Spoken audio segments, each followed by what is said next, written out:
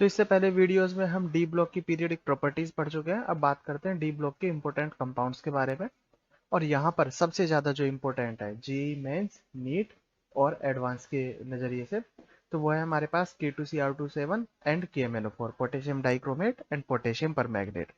तो सबसे पहले हम बात करते हैं K2Cr207। बेसिक से लेके चलेंगे और एडवांस लेवल तक इसको कंप्लीट हम कवर करेंगे। देखो, K2Cr27 का नाम क्या है हमारे पास? Potassium dichromate. अगर बात की जाए कि ये कौन से ओर से मिलता है या किससे बनाया जाता है, तो ये हमें इंपॉर्टेंटली याद रखना है कि इसका जो ओर का फॉर्मूला है वो ओर का फॉर्मूला है हमारे पास FeO.Cr2O3। FeO.Cr2O3 जिसे हम क्या क्या बोल सकते हैं? क्रोमाइट ओर बोल सकते हैं, क्रोम आयरन भी बोला जाता है और आयरन क्रोमाइट भी बोला जाता है। जो भी नाम तुम्हें याद रहे वो नाम याद रख सकते हो। अच्छा, एक चीज और याद रखना कि कभी कभी इस फॉर्मूले को FeCr2O4 भी लिख दिया जाता है। ठीक है, ये फॉर्मूला लिखने का तरीका गलत है। एक्चुअल में जो फॉर्मूला है वो हमारे पास यही है, FeO.Cr2O3। लेकिन अगर बाई चांस ये FeCr2O4 भी मिल जाए तो समझ जाना ये क्रोम आयरन के बारे में ही बात कर रहा है। ठीक है, अब हम बात करते हैं कि इस क्रोम आयरन से, इस ओर से पोटेशियम डाइक्रोमेट कैसे बनाया जाता है। इसके फॉर्मेशन पे चलते हैं। तो इसका फॉर्मेशन में देखो हमारे पास 3 स्टेप है। और वो 3 स्टेप कौन कौन से हैं? पहला स्टेप है हमारे पास formation of sodium chromate, formation of sodium dichromate, और उसके बाद फॉर्मेशन ऑफ K2Cr2O7। ये 3 स्टेप यहाँ पर है। सबसे पहले हम बात कर रहे हैं, देखो फॉर्मेशन ऑफ सोडियम क्रोमेट कैसे बनाया। हमने और लिया FeO.Cr2O3, फिर हमने इसे फ्यूज कराया, ऑक्सीजन की प्रेजेंस में इसे हीट किया, O2 के साथ में रिएक्शन कराया और हीट किया जा रहा है। ठीक है, जिसे हम बोलते हैं फ्यूज कर रहे हैं। और जब इसे फ्यूज कराया जाएगा तो देखो क्या होगा।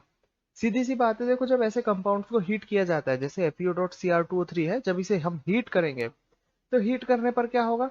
हीट करने पर ये डिकम्पोज हो जाएगा। और डिकम्पोज होने पर ये क्या देगा हमें? डिकम्पोज होने पर देगा FeO एंड Cr2O3। दो कंपाउंड हमें मिले, FeO एंड Cr2O3। अब देखो यहाँ पर क्या है, O2 है ना, O2 तो कंटिन्यू आ रहा है, एक्सिस में आ रहा है। तो ये FeO को और ज्यादा ऑक्सीडाइज कर देगा और इस FeO को किस में कन्वर्ट कर देगा?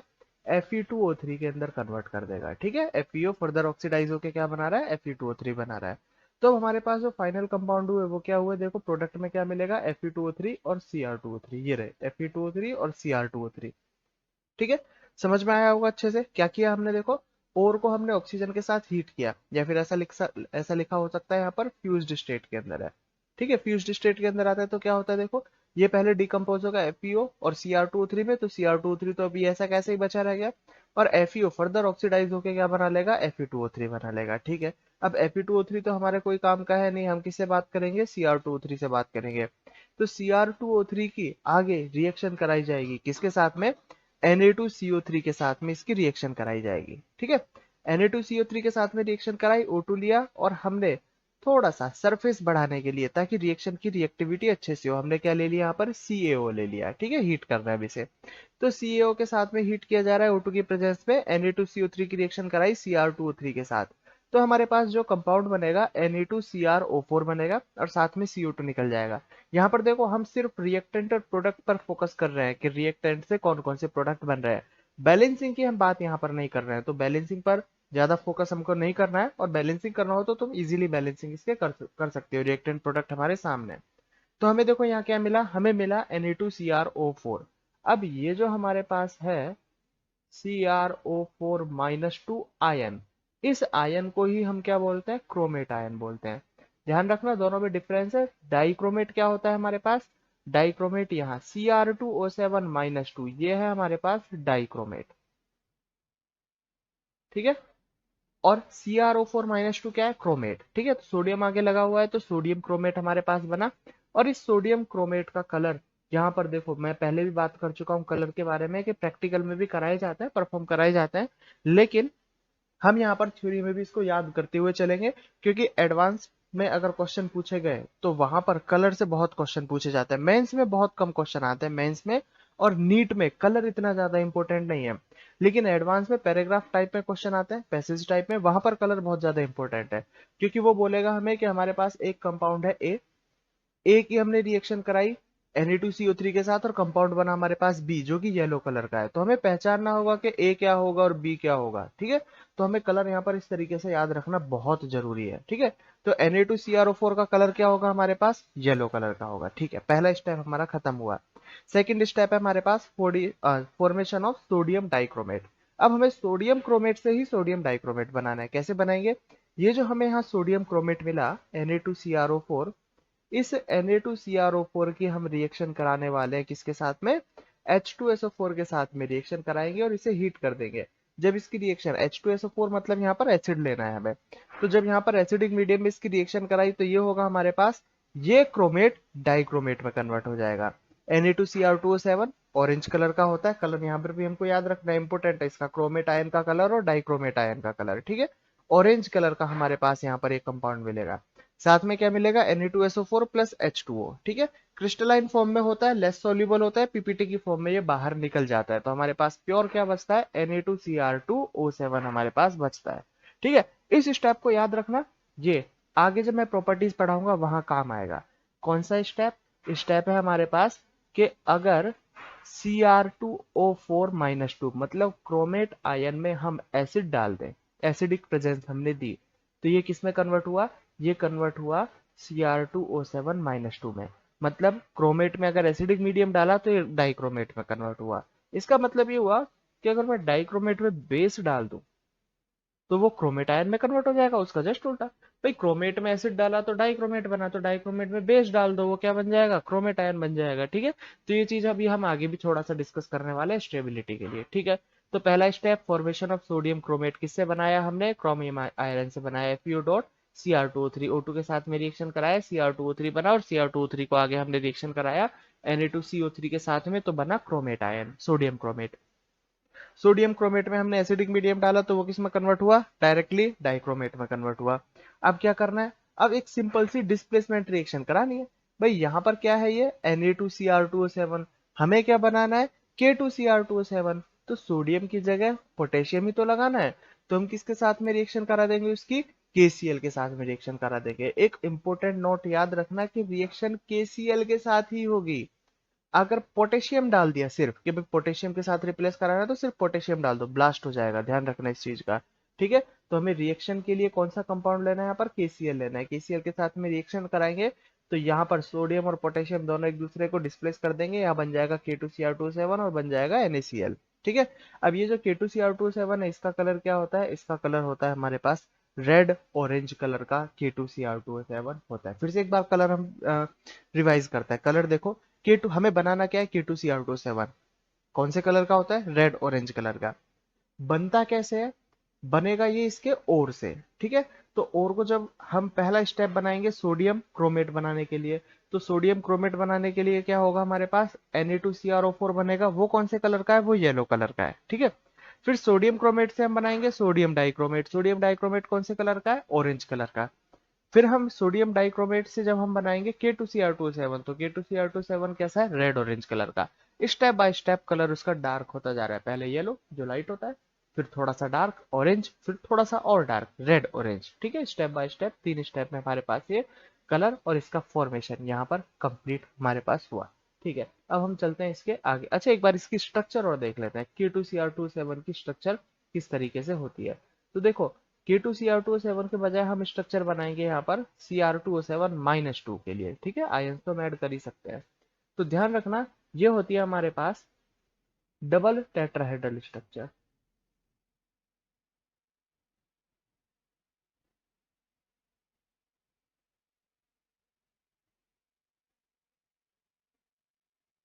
ये स्ट्रक्चर है हमारे पास K2Cr2O7। यहाँ पर दोनों क्रोमियम कौन से हाइब्रिडाइजेशन में, sp3 हाइब्रिडाइजेशन में। क्रोमियम का हाइब्रिडाइजेशन क्या है यहाँ पर, sp3। और स्ट्रक्चर क्या है, देखो इस क्रोमियम के हिसाब से देखोगे तो भी टेट्राहेड्रल और इस क्रोमियम के हिसाब से देखोगे तो भी टेट्राहेड्रल।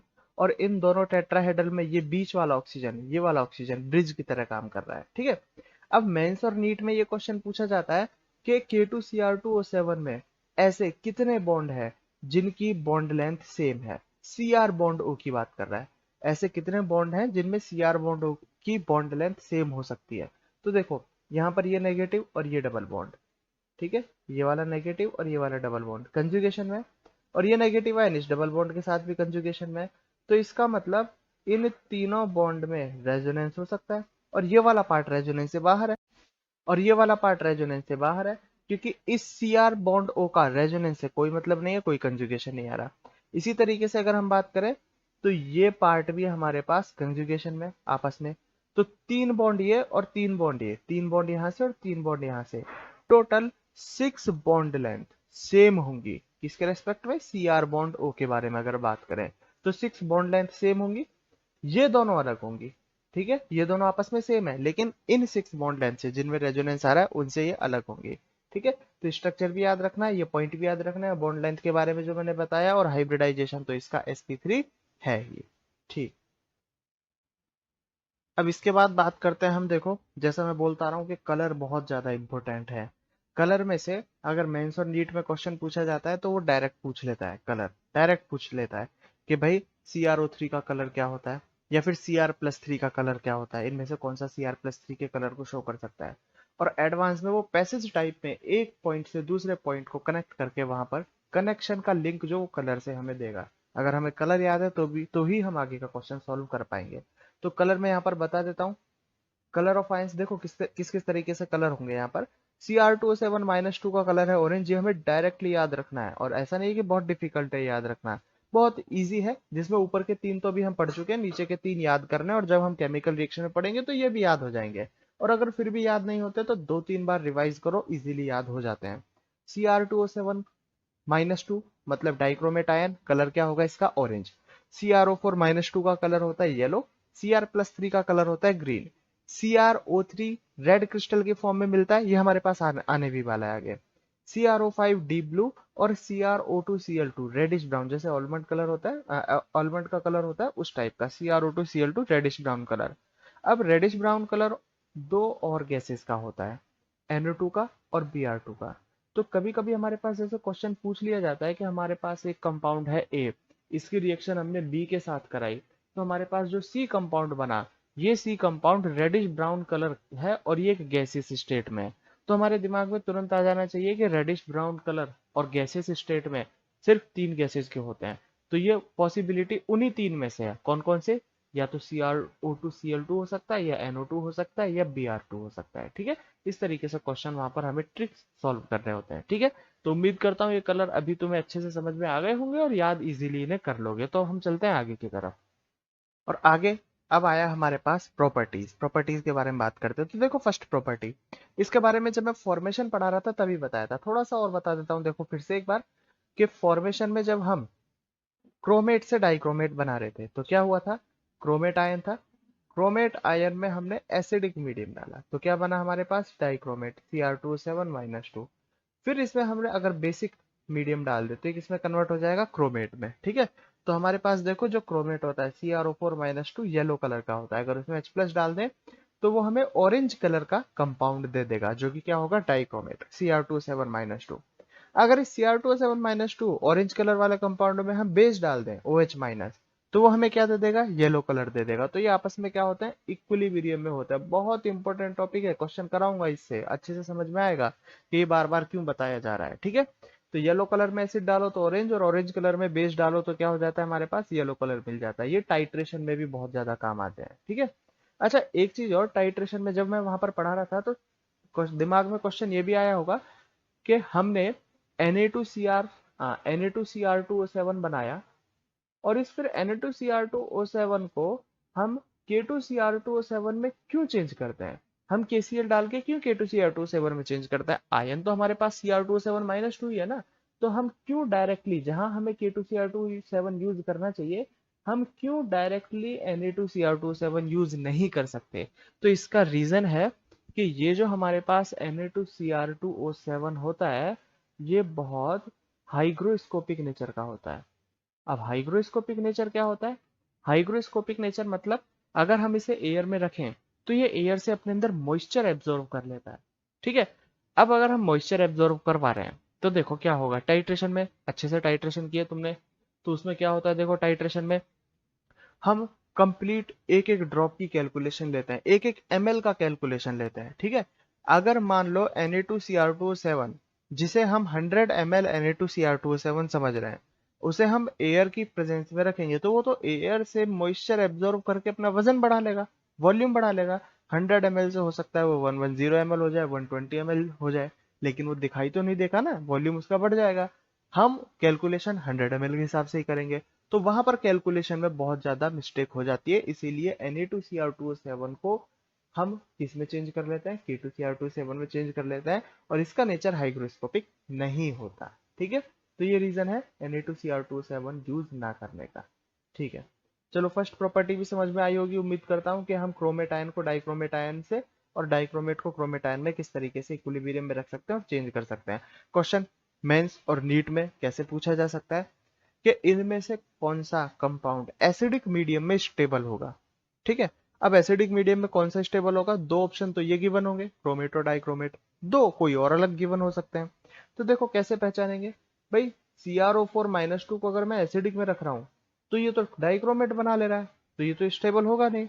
हाँ, लेकिन अगर मैं Cr2O7-2 को, मतलब अगर मैं डाइक्रोमेट को, इसको अगर मैं एसिडिक मीडियम में रखूं तो इस पर कोई फर्क नहीं पड़ने वाला, क्योंकि ये तो जब चेंज होगा ना जब हम इसमें बेस डालेंगे। ठीक है, तो ये जो हमारे पास है CrO7-2, ये एसिडिक मीडियम में स्टेबल होगा। ठीक है, और ये जो हमारे पास CrO4-2 है, ये बेसिक मीडियम में स्टेबल होगा। आ गया होगा समझ में। ठीक है, बेसिक मीडियम में स्टेबिलिटी शो करेगा, क्योंकि अगर CrO4-2 में OH माइनस डालो तो कोई रिएक्शन ही नहीं होगी। रिएक्शन तो जब करेगा जब H प्लस दोगे, तब जाके वो डाइक्रोमेट में कन्वर्ट होगा। तो ये स्टेबिलिटी भी याद रखनी है हमें, कौन कौन से मीडियम में स्टेबल होता है। ठीक है, आगे चलते हैं सेकंड पॉइंट पर। देखो, अगर हम इसकी रिएक्शन डिहाइड्रेटिंग एजेंट से करा देते हैं, अब डिहाइड्रेटिंग एजेंट, सबसे अच्छा डिहाइड्रेटिंग एजेंट है H2SO4। अब H2SO4 के साथ में रिएक्शन कराई जा रही है, तो ये H2SO4 भी दो तरीके से रिएक्शन करता है। और वो कौन से दो तरीका, मतलब एक तो जब H2SO4 कोल्ड हो, और एक H2SO4 हॉट हो, जिसमें हम उसे हीट देंगे। ठीक है, क्या डिफरेंस आता है दोनों में वो हम देख लेते हैं। देखो, K2Cr2O7 की जब रिएक्शन कराई जाए H2SO4 से, और इंपोर्टेंटली याद रखना टेम्परेचर हमें गिवन हो 0 to 5 डिग्री सेंटीग्रेड। ठीक है, मतलब बहुत कम टेम्परेचर है, कोल्ड H2SO4 है, ठंडा करके हम रिएक्शन करवा रहे हैं। तो हमारे पास जो प्रोडक्ट बनेगा वो बनेगा CrO3। अभी मैं जस्ट अभी कलर पढ़ाए थे जब बताया था, CrO3 का कलर क्या होता है, रेड क्रिस्टल्स होते हैं। ठीक है, और साथ में प्रोडक्ट क्या बन जाएगा हमारे पास, K2SO4 और H2O यहाँ से बाहर निकल जाएंगे।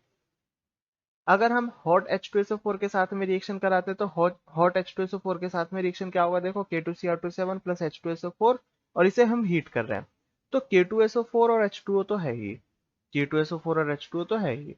प्रोडक्ट क्या बनेगा साथ में, Cr2SO4-2।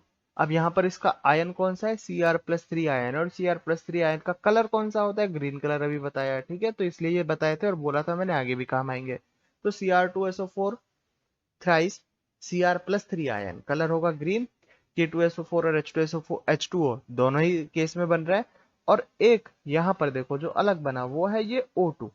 ठीक है, ये O2 अगर यहाँ पर लिबरेट हो रहा है तो इसका मतलब क्या हुआ, जो O2 इजीली रिमूव कर दे, इसका मतलब क्या हुआ, यहाँ पर ये अच्छे से ऑक्सीडाइजिंग एजेंट की तरह बिहेव करेगा। ठीक है, तो अगर पूछ लिया जाए कि कोल्ड और हॉट H2SO4 के केस में कौन से केस में ज्यादा ऑक्सीडाइजिंग एजेंट होगा, तो क्या होगा हमारे पास, हॉट के केस में, क्योंकि वहां पर O2 इजीली बाहर निकल रहा है। ठीक है, CrO3 का स्ट्रक्चर मैंने यहाँ पर बनाया हुआ है। CrO3 का अगर स्ट्रक्चर या नंबर ऑफ बॉन्ड या किसी भी तरीके से क्वेश्चन पूछा जाए तो हम यहाँ से बता सकते हैं CrO3 का यहाँ पर क्लियरली स्ट्रक्चर मेंशन्ड है। तो दो प्रॉपर्टीज हम पढ़ चुके हैं, थर्ड प्रॉपर्टी हमारा ऑक्सीडाइजिंग नेचर। K2Cr2O7 एक बहुत अच्छा ऑक्सीडाइजिंग एजेंट होता है, और ये हमने ऑर्गेनिक केमिस्ट्री में अच्छे से पढ़ा हुआ है, क्योंकि जब हम अल्कोहल को एल्डिहाइड या कार्बोक्सिलिक एसिड में कन्वर्ट करते हैं और ऑक्सीडाइजिंग एजेंट यूज में लेते हैं, तो कौन सा ऑक्सीडाइजिंग एजेंट यूज में लिया जाता है, K2Cr2O7 या KMnO4, ये ऑक्सीडाइजिंग एजेंट यूज में लिए जाते हैं। ठीक है, तो ये तो हमें पता है, और नहीं पता तो याद रखना कि ये बहुत अच्छा ऑक्सीडाइजिंग एजेंट होता है। It is a good oxidising agent with n factor 6। अब इस एन फैक्टर 6 का मतलब मैं बता देता हूँ कि अगर हम Cr2O7-2 को एसिडिक मीडियम के साथ में, मतलब एसिडिक मीडियम यहाँ H2SO4 से हम रिएक्शन करवा रहे हैं, तो क्या बनेगा, Cr+3 प्लस 7H2O, और साथ में जो भी बनेगा, साथ में जो बन रहा है उससे हमें कोई मतलब नहीं है, क्योंकि Cr2O7-2 के साथ में जो भी आयन लिया जाएगा उस आयन के बेस पर यहाँ प्रोडक्ट बनेंगे। और डिपेंड ये भी करता है कि H प्लस कहाँ से आ रहा है। तो बाई प्रोडक्ट की बात नहीं कर रहे हैं हम, मेन प्रोडक्ट की बात कर रहे हैं, ठीक है। तो Cr2 7 - 2 plus H plus gives two Cr+3 और H2 हमने, बाकी भी बाय प्रोडक्ट इसके अंदर होंगे, ठीक है। जब इनको बैलेंस किया जाएगा तो बैलेंस करने से हमें पता चलेगा कि यहाँ पर 14, यहाँ पर 2Cr+3 आता है। और जब इनका n फैक्टर निकाला जाए, टोटल नंबर ऑफ इलेक्ट्रॉन कितने ट्रांसफर हो रहे हैं, तो टोटल नंबर ऑफ इलेक्ट्रॉन पर मॉलिक्यूल ट्रांसफर होता है 6, और इसी को क्या बोला जाता है, n फैक्टर 6। अब मैं डिटेल में फिर से नॉर्मेलिटी वाले टॉपिक में नहीं जाऊंगा, इक्वलेंट मास वाले टॉपिक में नहीं जाऊंगा, ये 11th क्लास में बता दिए जाते हैं। तो एन फैक्टर किस तरीके से निकाला, total number of electron transfer कितना है यहाँ पर 6, तो इसीलिए एन फैक्टर 6 आया। तो इक्वलेंट मास क्या हो जाएगा, molar mass divided by n factor, जो कि होता है m/6। एसिडिक मीडियम में, सिर्फ एसिडिक मीडियम की बात चल रही है। इसका अगर मोलर मास निकालोगे तो लगभग 294 आएगा, एक बार निकाल के देख लेना, कैलकुलेट करके देख लेना, डिवाइडेड बाय 6 कितना होता है 49। ये एसिडिक मीडियम में इसका एन फैक्टर माना जाता है। कई बार क्वेश्चन पूछा गया इससे, मतलब वो डायरेक्टली हमें केमिकल रिएक्शन देगा और बोलेगा कि इसमें क्रोमियम का एन फैक्टर, या फिर किसी भी, जैसे पूरे या तो K2Cr2 7 का पूछ लेगा, या ओनली क्रोमियम का पूछ लेगा, उसका इक्वलेंट मास हमसे पूछ लेगा। तो ध्यान रखना कि अगर वहां पर हमें एसिडिक मीडियम दिया जाता है तो उसका एन फैक्टर क्या होता है, वहां पर 6 होता है, ठीक है। अब ऑक्सीडाइजिंग एजेंट तो है ही। अब अगर ऑक्सीडाइजिंग एजेंट है तो इस किसी भी केमिकल रिएक्शन में से यूज किया जाए तो ये क्या करेगा, ये उसका ऑक्सीडेशन करेगा, उसका ऑक्सीडेशन नंबर इंक्रीज कर देगा। और बहुत सारे केसेस में ये तब तक ऑक्सीडेशन करेगा जब तक वो अपने हाईएस्ट ऑक्सीडेशन नंबर पर ना पहुंच जाए, ठीक है। तो मैं कुछ केस, सभी केसेस के मैं कंसीडर नहीं कर सकते इसे, कुछ केसेस में कंसीडर कर सकते हैं हाईएस्ट ऑक्सीडेशन नंबर पे, कुछ एक्सेप्शन भी होते हैं, ठीक है। जैसे देखो I-, बहुत सारी केमिकल रिएक्शन है अब ये, तो मैंने केमिकल रिएक्शन को यहाँ पर शॉर्ट में लिखा हुआ है। अगर मैं I- की प्रेजेंस किस में देता हूँ, K2Cr2 7 में, तो ये देखो -1 से किस में कन्वर्ट हुआ, 0 में, ऑक्सीडेशन हुआ। Cl-, -1 से किस में कन्वर्ट हुआ, 0 में, ऑक्सीडेशन हुआ। Fe+2, Fe की कितनी ऑक्सीडेशन स्टेट होती है जो स्टेबल है, 2, +2 एंड +3। तो देखो अगर +2 में हम K2Cr2 7 लगा देंगे तो अपनी हाईएस्ट ऑक्सीडेशन नंबर में चेंज हो गया +3 में। यहाँ देखो सल्फर +4 से किस में कन्वर्ट हुआ, +6 में, हाईएस्ट ऑक्सीडेशन स्टेट होता है सल्फर का, तो ये भी कन्वर्ट हुआ, ठीक है। और भी हमारे पास देखो इस तरीके से आर्सेनिक, कार्बन, यहाँ देखो अल्कोहल की रिएक्शन कराई K2Cr2 7 से तो एल्डिहाइड बनता है, और फर्दर एल्डिहाइड फिर से ऑक्सीडाइज होकर क्या बना लेता है, कार्बोक्सिलिक एसिड। ये ऑर्गेनिक में भी हम लोग रिएक्शन पढ़ते हैं, ठीक है। तो अगर हमें कुछ इस तरीके से रिएक्शन पूछी जाए तो हमें क्या करना है, हमें ओनली उन रिएक्शन का ऑक्सीडेशन कर देना है, जो भी हमें यहाँ पर रिएक्टेंट दिए गए हैं उनका ऑक्सीडेशन कर देना है।